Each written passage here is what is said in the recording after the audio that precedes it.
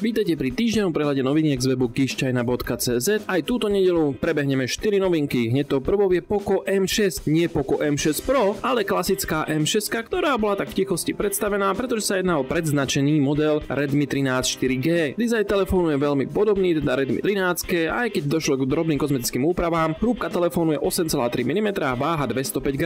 Na prednej strane nájdeme IPS LCD display, uhlo Pčka 6,79 palcu, 2460 na 1080 pixelov s obnovovacou frekvenciou 90 Hz a jasom 400 nitov. Čo sa týka vnútornosti, tak tam máme Helio G91, k tomu 6 alebo 8 GB ramky, 128 alebo 256 GB interného úložiska, podpora iba 4G, ale máme tu NFC, Bluetooth 5.4 a dokonca aj 3,5 mm audio jack, čítačka otlačkou prstov, tentokrát dostala na hranie zariadenia. Poco M6 má batériu veľkosti 5030 mAh a podporuje 33W nabíjanie, samozrejme na palube je Android 14. Čo sa týka fotoaparátov, tak na to, že je lacný telefón, tak nemá úplne zlú výbavu. Primárny je 108 megapixlový snímač slovom f1.7, potom tu máme 2 megapixlové makro a k tomu 13 megapixlový selfie fotoaparát, ktorý má clonu f2.4. Pokiaľ vás zaujímajú ceny, tak tie zatiaľ v dolároch vieme, že by malo byť okolo len $130 za tú nižšiu verziu a $150 za tú vyššiu. Predpokladáme, že aj Poco M6 sa dostane do Českej a Slovenskej republiky.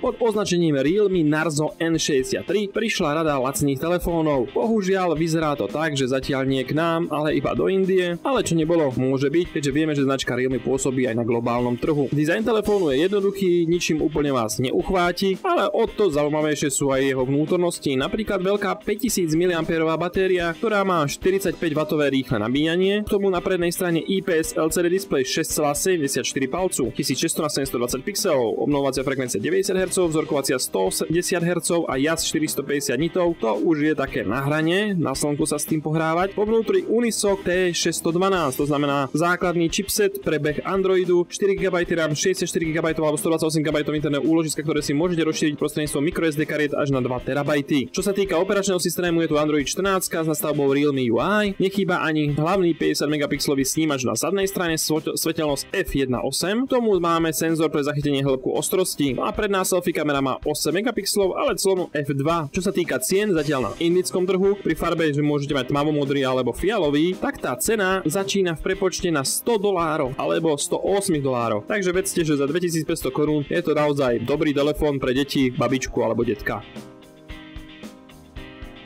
Spoločnosť Huawei v minulosti predstavila tablet Huawei MatePad 11, ale teraz tu máme tzv. SE verziu, takže má označenie Huawei MatePad SE 11, pokiaľ by ste hľadali nový dostupný tablet. Tento má na prednej strane 11-palcový LCD displej, rozlíšenie 1920 na 1200 pixelov a prednú plochu zaberá až 85%, to znamená, že tie rámy nie sú úplne najtenšie, ale tablet je celkom tenký, má iba 6,9 mm, váži klasických 475 g. Jas displeja je 400 nitov, kontrast 1400 k 1 a samozrejme nechýba ani 100% pokrytie farebného gamutu sRGB. Takisto tabletu nechýba ani režim e-book pre pohodlné čítanie. Vo vnútri nájdeme procesor Kirin 710A, k tomu 4, 6 alebo 8 GB operačnej pamäte, 64 alebo 128 GB interného úložiska, batéria má 7700 mAh a podporuje 22,5W nabíjanie. Tablet má samozrejme Wi-Fi, Bluetooth 5. generácie, port USB-C s podporou OTG, to znamená, že k tomu môžete dokonca pojiť aj externý harddisk alebo zariadenie cez redukciu a takisto má aj reproduktory, ktoré z Huawei Hisense 9.0 zaručia dobrý pomer zvuku pre všetkých, ktorí budú na tomto tablete chcieť sledovať filmy. Nechýba ani stylus M Pen Lite pre písanie poznámok, no a operačný systém Harmony OS. Kamery tu máme zadnú 8 megapixlovú, prednú 5 megapixlovú, ale kto by už dneska fotil tabletom, však mami. No a tento tablet by sa mal dostať na trh po farbách Crystal Blue alebo Nebula Grey. Dostupnosť bohužiaľ zatiaľ s cenou nie je známa. A na záver tu máme jednu našlapanú skladaciu novinku, ktorá nesie názov Vivo X Fold 3 Pro. Áno, Vivo X Fold 3 sa už predáva, ale teraz tu máme dokonca verziu Pro, ktorá by mala byť na globálnych trhoch a zbytočne tlieskate v stoji radosťou. Tento telefón naozaj nebude patriť medzi najlacnejšie, už teraz vám môžem prezradiť, že zhruba v prepočte je to až $1900. K dizajnu poviem len toľko, že hrúbka telefónu v zloženom stave je 11,2 mm, v rozloženom 5,2 mm.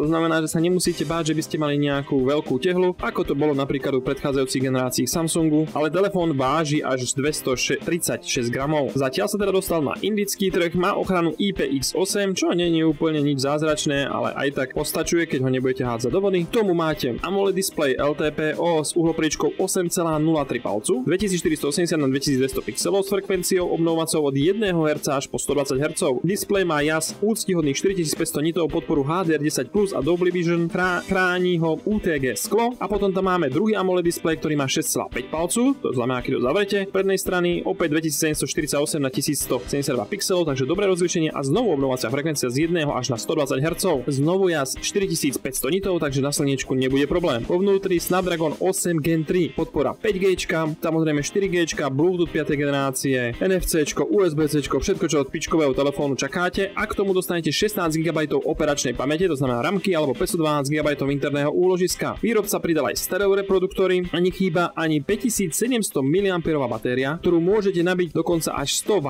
alebo 50 W bezdrôtovou nabíjačkou. Čo by za to iPhoneisti dali? Android 14 je vo vnútri a nechýba samozrejme ani kvalitná fotovýbava, ktorú zaistil Zeiss, konkrétne tie čočky. Jedná sa tu teda o 50 megapixelový snímač, to je primárny s optickou stabilizáciou, slonou f1.7 zaokrúhlenie. Ďalej tu máme 50 megapixlový širokouhlý od Samsungu. Potom tu máme 64 megapixlový teleobjektív. K tomu dostanete ešte aj 32 megapixlovú selfie kameru, takže fotiť, natáčať môžete s radosťou. Dokonca by telefón mal zvládať aj 8K video pri 30 fps. Pokiaľ teraz si robíte záľus, tak znovu pripomeniem, tento telefón je zatiaľ na indickom trhu, aj tam si musíte pripraviť až čiastku okolo $1900. Ďakujem, že ste vydržali pozerať týždeň prihľad noviniek až do konca a pokiaľ mi chcete kúpiť toto posledné zmeňované Vivo, tak kľudne pozerajte aj budúci týždeň náš prehľad, možno sa tam o mne dozviete niečo viac.